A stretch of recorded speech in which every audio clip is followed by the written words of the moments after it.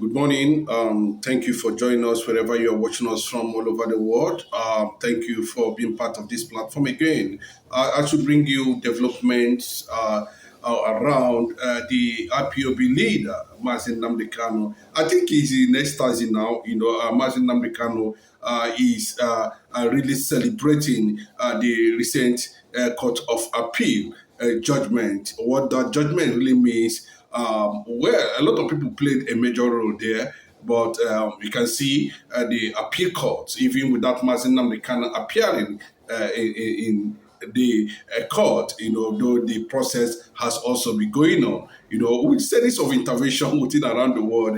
Mazi Nnamdi Kanu is definitely in a celebration mood for now. But the most interesting thing you need to know is that Mazi Nnamdi Kanu, the prison gate there in Sokoto or wherever, like I told you, either he is in Abuja now, because the appeal court has already quashed that life, imprisonment, and of course, the threat of cross appeal.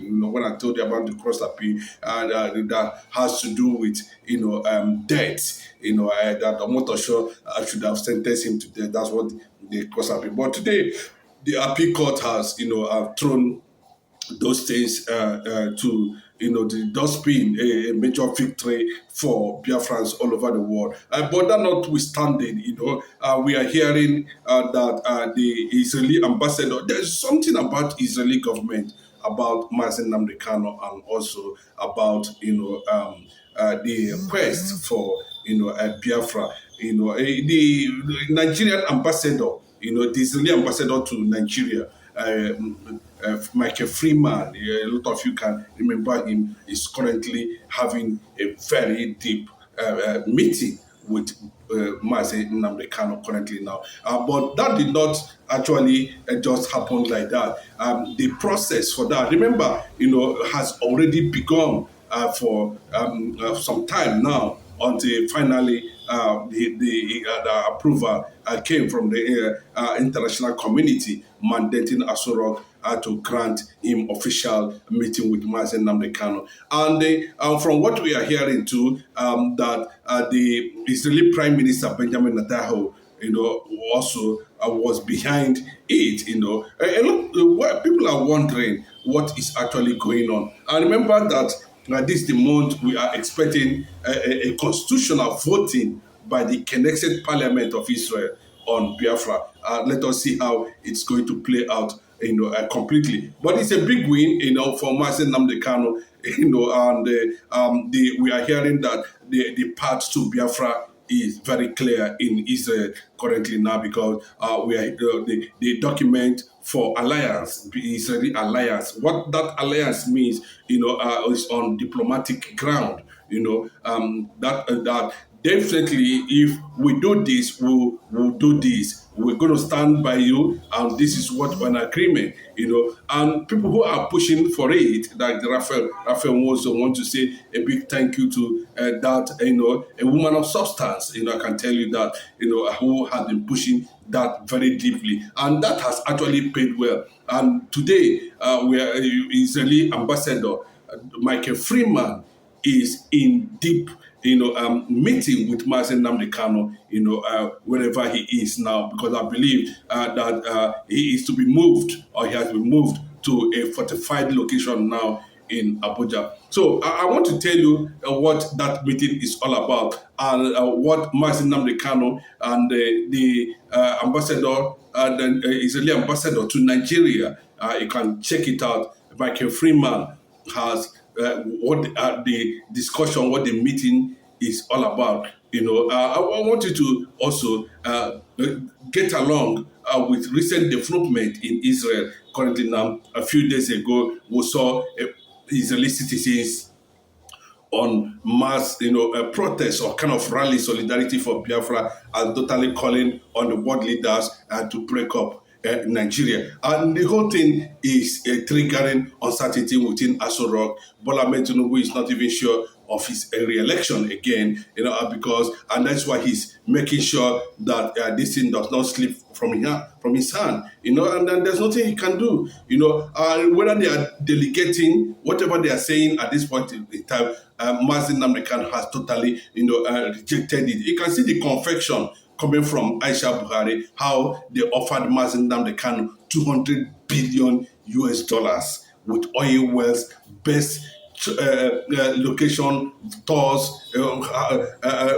properties anywhere in the world. But Mazi Nnamdi Kanu actually, turned those things down under Buhari, and of course, we also learned that former Vice President Yemi Osinbajo was also involved, which Mazi Nnamdi Kanu made it publicly, But this one, 200 billion US dollars, is not a small money. But Mazi Nnamdi Kanu has kept his eye on the ball, and it looks like the whole thing is actually, playing out positive on the side of the Biafran struggle. Michael Freeman, on that note now, meeting with Mazi Nnamdi Kanu, from what we are hearing, is about the decision of the Israeli government or the Knesset parliament, what they are coming up with a few weeks from now, what is likely going to be, and because the voting is ongoing and it will be concluded. Once it's concluded, then we will know where the whole direction of that, voting is going to go. But from what we're hearing, Benjamin Netanyahu is already sharpening his pen, because he has signed a diplomatic, alliance with Biafra. Remember, I always said it, that there's need for Israeli government at this point in time now to begin to seek alliance, with self-determination groups around the world, because especially Biafra, because from what is happening now, Israeli government is working towards that direction, especially now that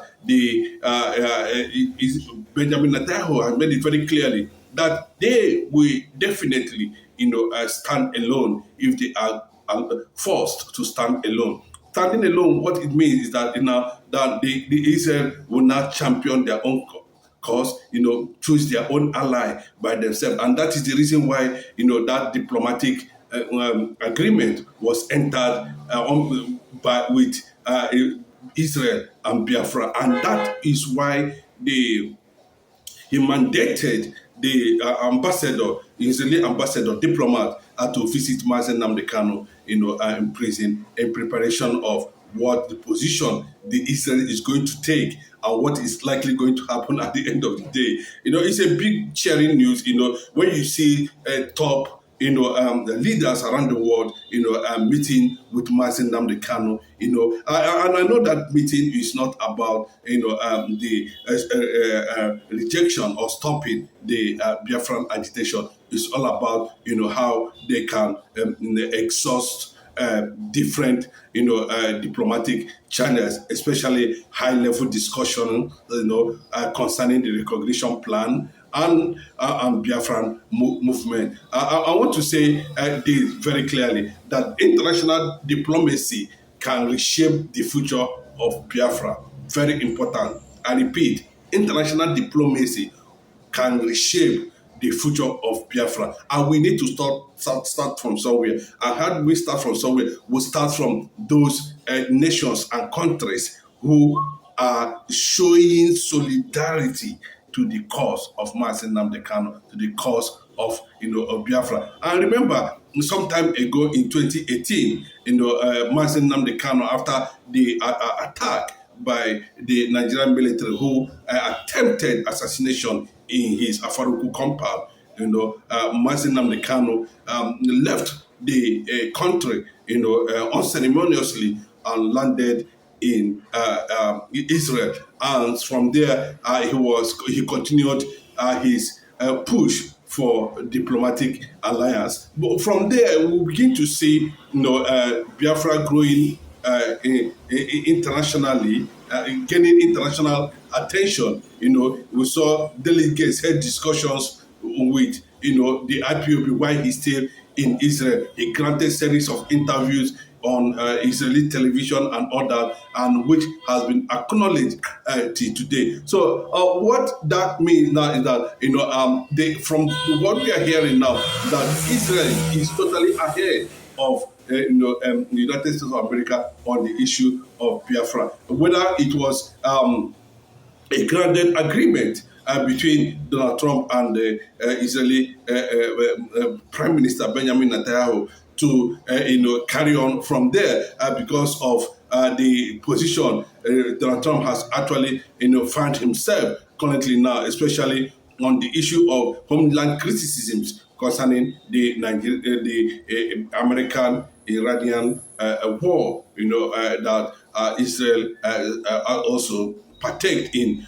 Kudos to all the Biafrans all over the world. That's the breaking news. Omotoshe has been shamed, and Bola Ahmed Tinubu now is preparing, for the uncertainty. I can tell you, what that means is that Mazi Nnamdi has been briefed by the Israeli parliament on the development of things on ground, and the possibility that whenever he is being released, the direction the Biafran struggle is going to take internationally. Nigerians are thinking that it is a joke. It is not a joke. Mazi Nnamdi Kanu has surpassed and suppressed any force that want to actually bring him down. What we are waiting for them is just for them to take a very decisive action. Bola Ahmed Tinubu, I should not think that people are not watching, are not seeing what he is doing currently now. Yes,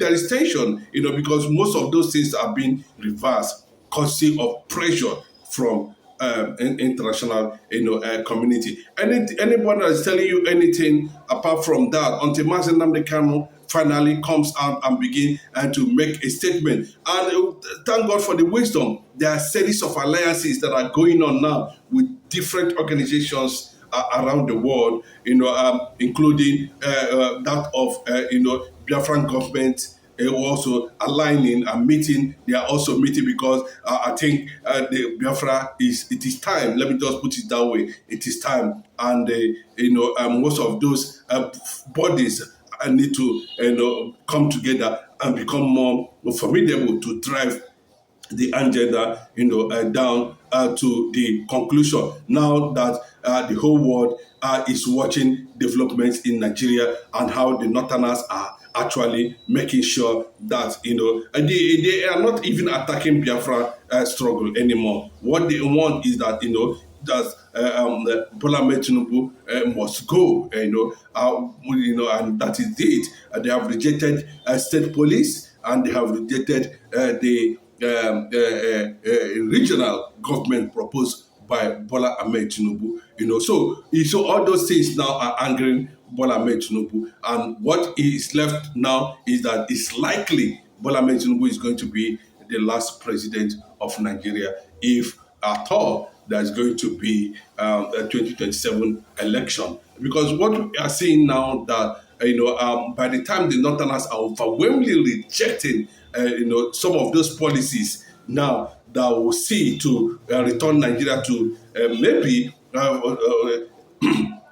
Aburi, let me just put it that way, Aburi, or what, I don't know what Bola Ahmed Tinubu is planning, if it is using that gimmicks, to appease the Igbo people that, they can have autonomy now, and while we remain as one entity. It should be rejected and rejected, woefully, because even at that point, if you look at the constitutional framework, you know that does not favor the Biafran people. What Biafran people are saying, what he's saying now, that all the whole zones now, the 6 geopolitical zones, or let me just put it that way, are going to have 7 states, simultaneously.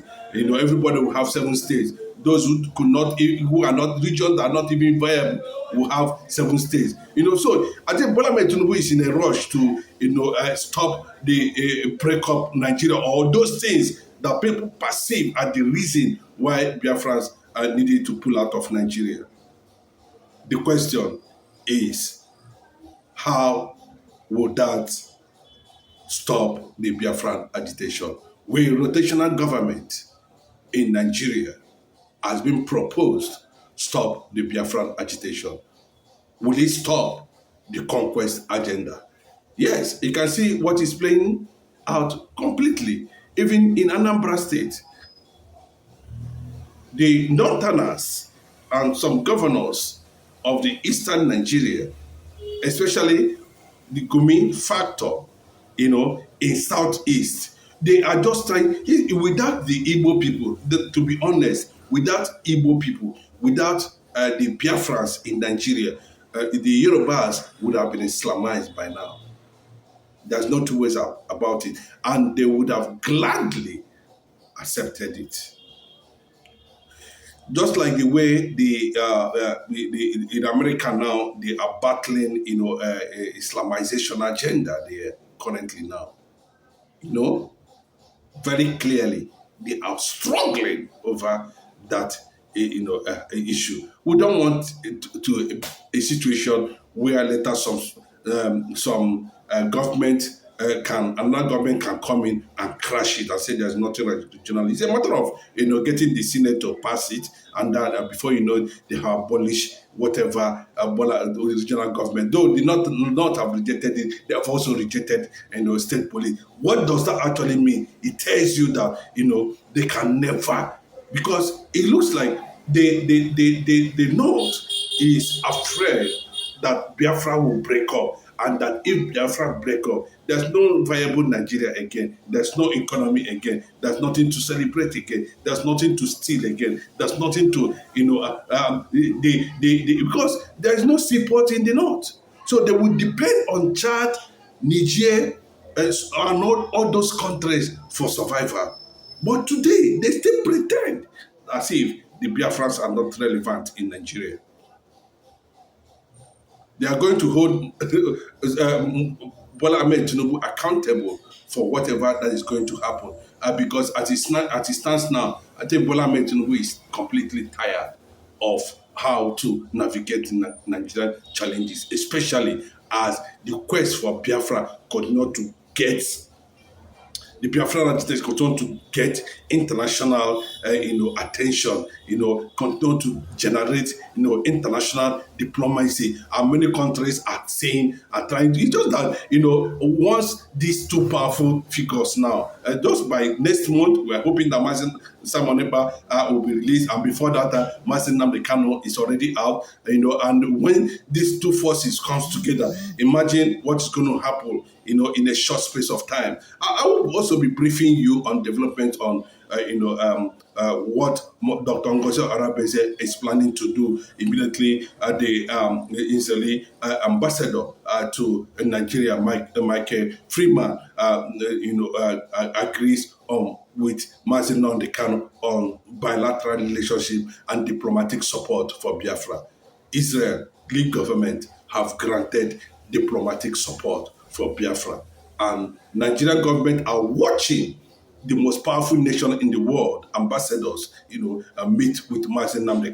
Whatever they are going to discuss there, is not meant for public, but it is not far from the expected decision that is coming from the Israeli parliament any moment from now. And I can tell you that even American government cannot be able, to go against it diplomatically, because the Congress is backing it up. And Donald Trump will not have any option, even though he is trying to deny that there's no Christian genocide in Nigeria. It has ended. The whole thing has become very clear that, Biafra-Israel alliance has been signed.